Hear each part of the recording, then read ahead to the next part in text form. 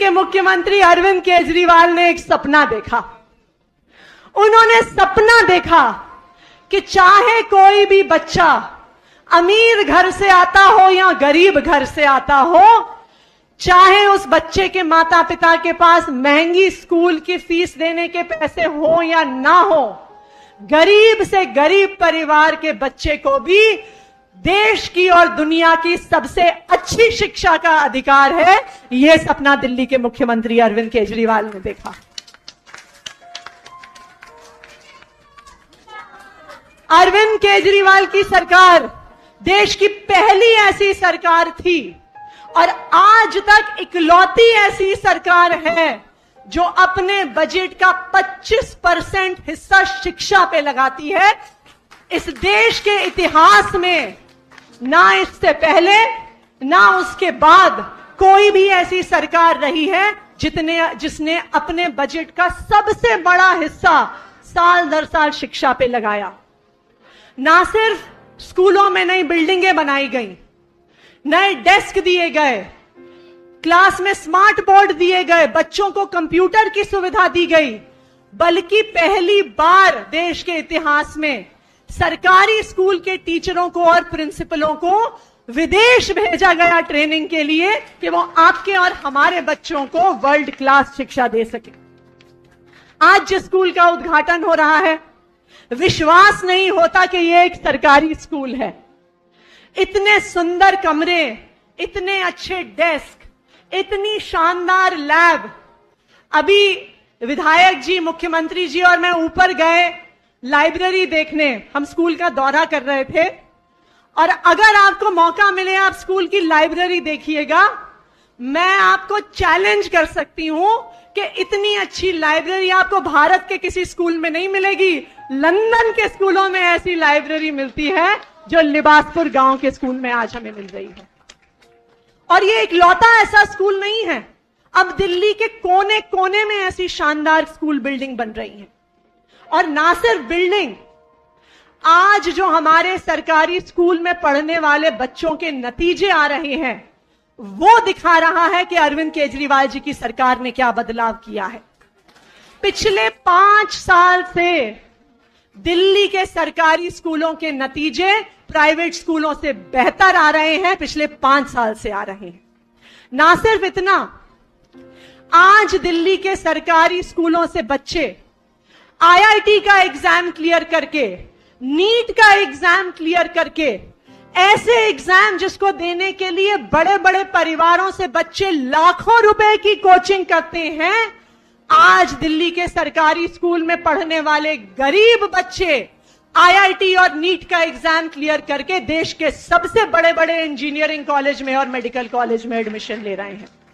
इस साल ही 1000 से ज्यादा दिल्ली सरकारी स्कूलों के बच्चों ने नीट का एग्जाम क्लियर किया है। 700 से ज्यादा बच्चों ने जेईई का एग्जाम क्लियर किया है और अब देश के बड़े बड़े इंजीनियरिंग कॉलेजों में एडमिशन लेंगे। आज दिल्ली में रहने वाले हर बच्चे को एक सपना देखने का अवसर मिला है। एक सपना देखने का अवसर मिला है कि चाहे मैं गरीब परिवार से आता हूं, चाहे मैं एक मिडिल क्लास परिवार से आता हूं, लेकिन मैं भी देश की सबसे बड़ी नौकरी कर सकता हूं। मैं सिर्फ कार का मैकेनिक नहीं बनूंगा, मैं मर्सिडीज जैसी बड़ी बड़ी कंपनियों में इंजीनियर बनूंगा। मैं सिर्फ दुकान में नौकरी नहीं करूंगा, मैं बड़ी कंपनी का सीईओ बनूंगा। आज दिल्ली के सरकारी स्कूल के बच्चे ये सपना देख रहे हैं। और मैं एक बार फिर दिल्ली के मुख्यमंत्री अरविंद केजरीवाल जी को यह धन्यवाद देना चाहती हूं कि जो उन्होंने सपना देखा और पिछले 8 साल से दिन रात जो उनकी मेहनत और दिल्ली के शिक्षा क्रांति के जनक मनीष सिसोदिया जी की मेहनत रही है, आज उसकी वजह से दिल्ली के सरकारी स्कूल देश में नंबर 1 हो गए हैं। उसके लिए उनको बहुत बहुत धन्यवाद, बहुत बहुत मुबारक। सबको बहुत बहुत बधाई, बहुत बहुत मुबारकबाद इस शानदार नए स्कूल के लिए जो आपके गांव में बना है। बताइए, स्कूल अच्छा है कि नहीं?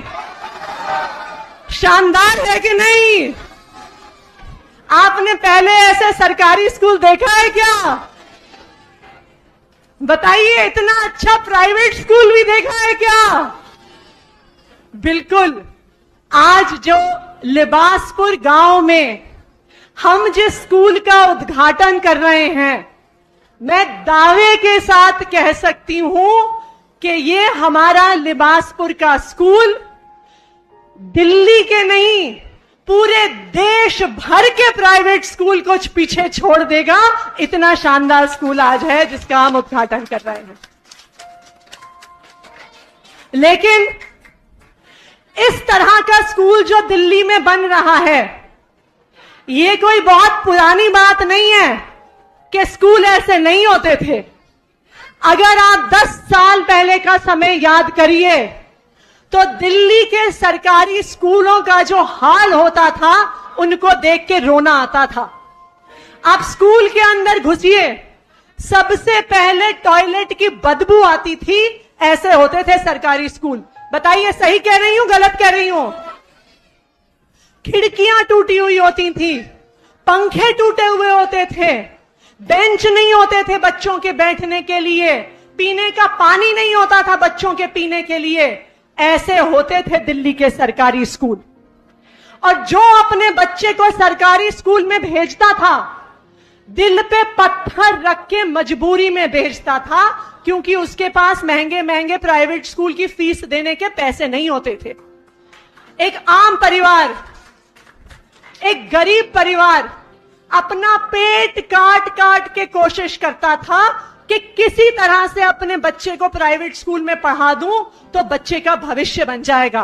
बताइए, सही कह रही हूं, गलत कह रही हूं? ऐसा ही होता था ना?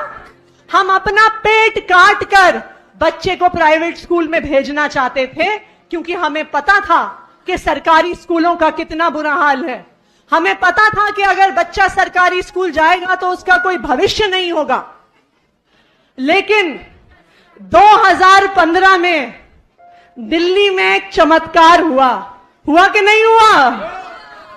चमत्कार हुआ कि दिल्ली के लोगों ने भारी बहुमत से वोट देकर किसको मुख्यमंत्री बनाया?